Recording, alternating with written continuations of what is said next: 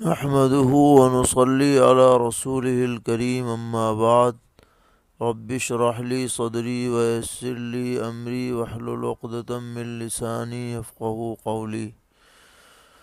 دینی رہنمائی کی مجلس نمبر 265 میں سبھی سامعین کی خدمت میں السلام علیکم ورحمۃ اللہ وبرکاتہ عرض ہے۔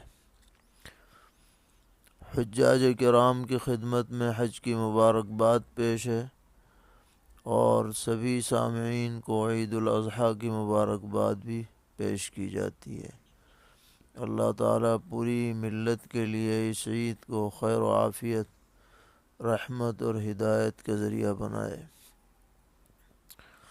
آج کی مجلس کا پہلا سوال یہ ہے کہ اگر کسی حاجی نے اپنی قربانی کرنے سے پہلے دوسرے حاجی کا حلق کرا دیا تو کیا حکم ہے؟ تو جواباً عرض یہ ہے کہ اس حاجی پر جس کی ابھی قربانی نہیں ہوئی تھی، اس کی طرف سے دوسرے کا سر موڑنے کی وجہ سے صدقہ کرنا لازم ہے، اور جس کا سر حلق کرایا گیا ہے اگر اس کی بھی قربانی نہیں ہوئی تھی تو اس پر حسب ضابطہ دم لازم ہوگا، اور اگر اس کی قربانی ہو چکی ہے تو اس پر کچھ واجب نہیں ہوگا۔ بہرحال کوشش یہی ہونی چاہیے کہ جب تک خود اپنے حلق کا وقت نہ آ جائے، نہ اپنا حلق کرائے نہ دوسرے کا کرائے۔ سوال کرتے ہیں کہ ہمارے معلم صاحب کی طرف سے صحیح نظم نہ ہونے کی بنا پر کچھ حاجیوں کی رمی قربانی کے بعد ہوئی، یعنی پہلے قربانی ہو گئی اس کے بعد رمی ہوئی۔ اب وہ بہت پریشان ہیں، کیا کریں؟ ان کے لیے کیا حکم ہے؟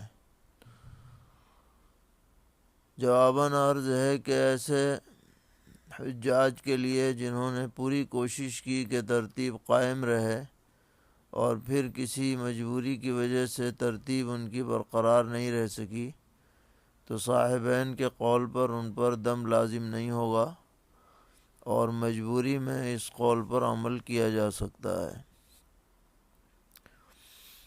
سوال کر رہے ہیں کہ احرام کی حالت میں خوشبودار پھل جیسے سنترا وغیرہ کھانا کیسا ہے؟ تو جواباً عرض ہے کہ ان پھلوں کو احرام کی حالت میں کھانے میں کوئی حرج نہیں ہے، اس سے کوئی جنایت لازم نہیں آتی۔ پوچھتے ہیں کہ احرام کی حالت میں 7 اپ وغیرہ پینا کیسا ہے؟ جواباً عرض ہے کہ 7 اپ وغیرہ میں کوئی ایسی خوشبو کی چیز نہیں ہوتی ہے، اس لیے اس کے پینے سے کوئی جنایت لازم نہ ہوگی۔ ایک صاحب سوال کرتے ہیں کہ احرام کی حالت میں گلوکون ڈی کا استعمال کرنا کیسا ہے، جس میں 3 طرح کے فلیور آتے ہیں، لیمن، اورنج اور سادہ، تو کون سا پی سکتے ہیں؟ جواباً عرض ہے کہ سادہ پینے میں تو کوئی حرج ہے ہی نہیں، البتہ لیمن وغیرہ میں چونکہ ایسنس ملا ہوا ہوتا ہے تو احتیاط کرنا بہتر ہے، اگرچہ اسے بھی خوشبو قرار نہیں دیا جا سکتا۔ سوال کرتے ہیں کہ احرام کی حالت میں الیکٹرول پینا کیسا ہے؟ جواباً عرض ہے کہ ہاں، اسے پینے میں بھی کوئی حرج نہیں ہے، اس لیے کہ اس میں کوئی ایسی خوشبو نہیں ہوتی جو موجب جنایت ہو۔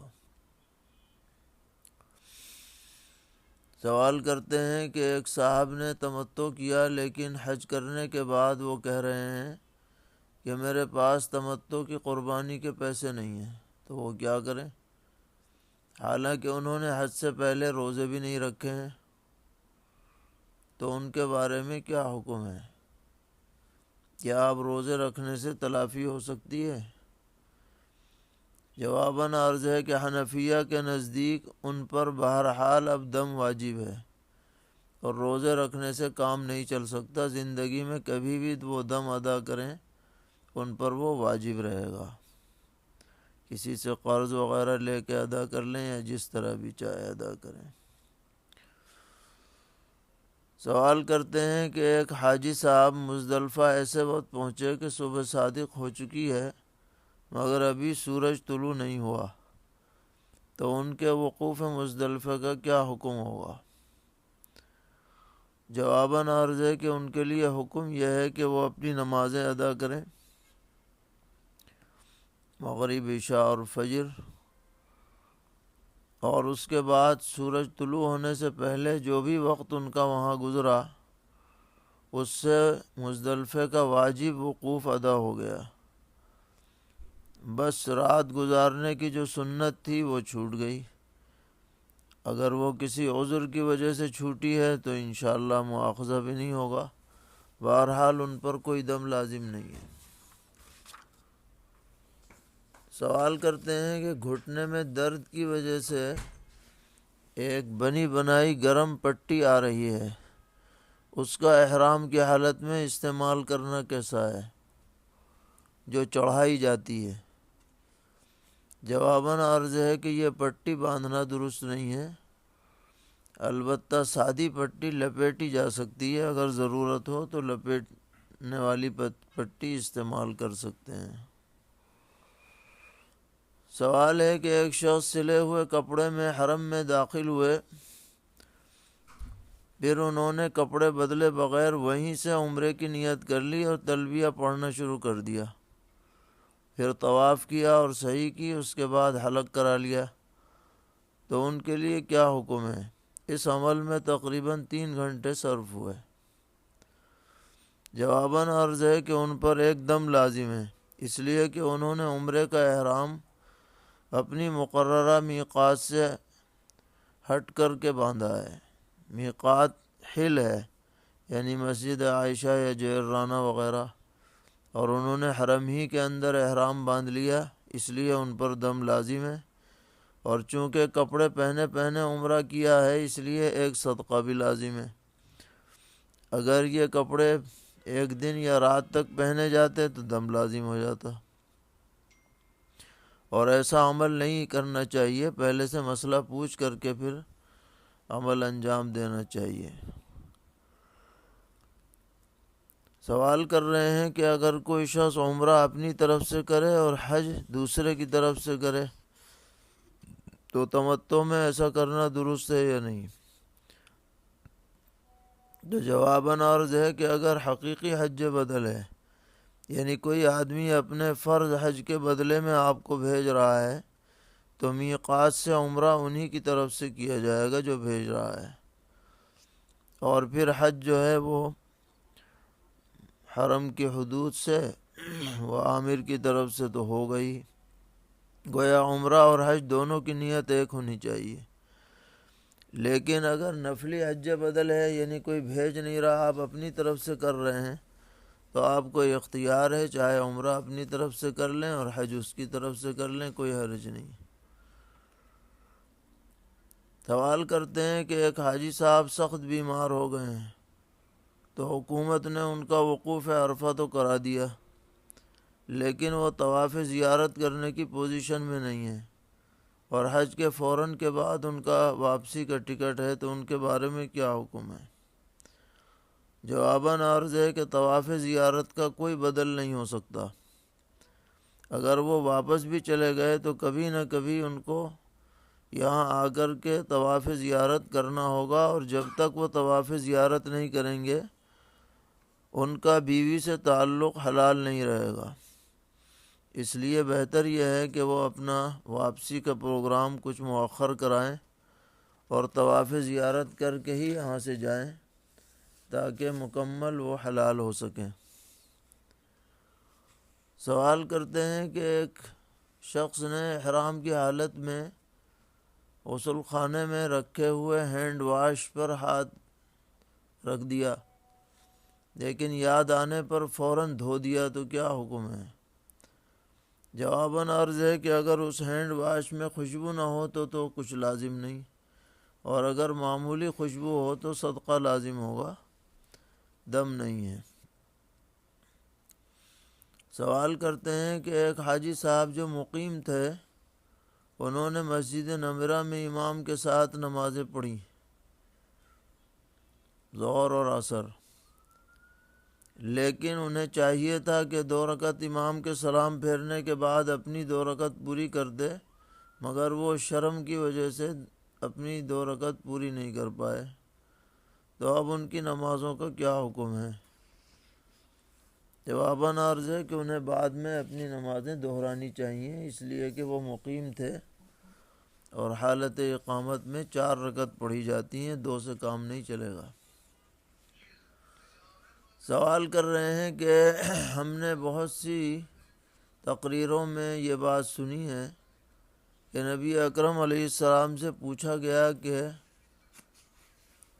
قربانی کے جانور کیا ہیں، ما ہذہ الاضاحی، تو آپ نے فرمایا کہ سنت ابیکم ابراہیم، کہ یہ تمہارے باپ ابراہیم کی سنت ہے اور اس کے ہر بال کے بدلے میں ایک نیکی ہے۔ تو یہ روایت صحیح ہے یا نہیں، اسے بیان کیا جا سکتا ہے یا نہیں؟ جواباً عرض ہے کہ محدثین نے اس حدیث کو نہایت ضعیف، بلکہ بعض نے تو موضوع تک کہہ دیا ہے، اس لیے بہتر یہ ہے کہ اس روایت کو بیان نہ کیا جائے اور جو صحیح روایات ہیں انہی کو بیان کیا جائے۔ سوال کرتے ہیں کہ ہماری قربانی اگر کوئی دوسرا شخص اس کو ہماری اجازت کے بغیر ذبح کر دے تو ہماری قربانی درست ہوگی یا نہیں؟ جواباً عرض ہے کہ جس وقت آدمی قربانی کا جانور خریدتا ہے اسی وقت سے وہ جانور اس کی طرف سے خود بخود متعین ہو جاتا ہے۔ اگر وہ خود ذبح کرتا ہے تو بھی قربانی صحیح ہے، دوسرے نے ذبح کر دی اور یہ اس پر راضی ہو گیا تو بھی قربانی استحساناً درست ہو جائے گی۔ سوال ہے کہ عرفے کے روزے کی کیا فضیلت ہے اور ہندوستان میں یہ روزہ کب رکھا جائے گا؟ کیا جس روز مکے میں وقوف عرفہ ہو اس دن رکھا جائے یا 9 ذی الحجہ کے اعتبار سے رکھا جائے؟ جواباً عرض ہے کہ عرفے کا روزہ بڑی فضیلت رکھتا ہے، حدیث میں ہے کہ اس روزے کی وجہ سے گزشتہ سال اور آئندہ سال کے گناہوں کی معافی کا فیصلہ ہوتا ہے، اور یہ ہر ملک میں وہاں کی چاند کی تاریخ کے اعتبار سے رکھا جائے گا 9 ذی الحجہ کو، وقوف عرفہ کا اعتبار نہیں ہے بلکہ 9 ذی الحجہ کا اعتبار ہے۔ سوال کرتے ہیں کہ تکبیر تشریق جو 9 تاریخ کی فجر سے 13 ذی الحجہ کی عصر تک پڑھی جاتی ہے ہر نماز کے بعد، یہ 1 مرتبہ پڑھنی ہے یا 3 مرتبہ؟ جواباً عرض ہے کہ 1 مرتبہ پڑھنی واجب ہے، اس سے زیادہ ثابت نہیں ہے۔ اگر کوئی اپنے طور پر پڑھ لے تو حرام ناجائز نہیں کہا جائے گا، لیکن اس کا التزام نہ ہو اور اسے سنت نہ سمجھا جائے، صرف 1 مرتبہ پڑھنے کا معمول رکھا جائے۔ سوال ہے کہ ہم نے ایک بھینس خریدی تھی جو بالکل ٹھیک ٹھاک تھی، لیکن اب اس کے پیر میں زخم ہو گیا ہے، اتنا زیادہ زخم ہو گیا کہ اس میں کیڑے پڑ گئے اور چلنا پھرنا بھی دشوار ہے، تو کیا کریں؟ جواباً عرض ہے کہ اس بھینس کے بجائے دوسری اچھی بھینس لے کر کے قربانی کی جائے تاکہ کوئی شک شبہ نہ رہے۔ سوال ہے کہ قربانی میں قربانی کرنے والے کے مقام کا اعتبار ہے یا جانور جہاں موجود ہے اس کا اعتبار ہے؟ جواباً عرض ہے کہ اگر دونوں جگہ ایام نحر ہوں، یعنی قربانی کے ایام شروع ہو چکے ہوں، تو مقام اضحیہ کا اعتبار ہوگا، یعنی جہاں جانور ہے وہاں کا اعتبار ہے۔ مثال کے طور پر ایک آدمی شہر میں رہتا ہے اور وہاں پر ابھی عید کی نماز نہیں ہوئی ہے، لیکن اس نے جانور کسی گاؤں دیہات میں بھیج رکھا ہے اور وہ لوگ عید کی نماز سے پہلے اس کا جانور ذبح کر دیں تو یہ صحیح ہو جائے گا، اس لیے کہ دونوں جگہ ایام نحر پائے جاتے ہیں۔ لیکن اگر کوئی آدمی ہندوستان کا ہے اور اس کا یہاں پر کسی ایسے ملک کے اندر اس کا جانور ہے کہ جہاں ابھی ایام نحر یعنی قربانی کے دن شروع نہیں ہوئے ہیں، تو پھر اس کی قربانی وہاں درست نہیں ہوگی۔ مثال کے طور پر ہندوستان کا آدمی ہے، وہ اپنی قربانی سعودیہ میں کرانا چاہتا ہے جہاں ایک دن پہلے قربانی ہو جاتی ہے،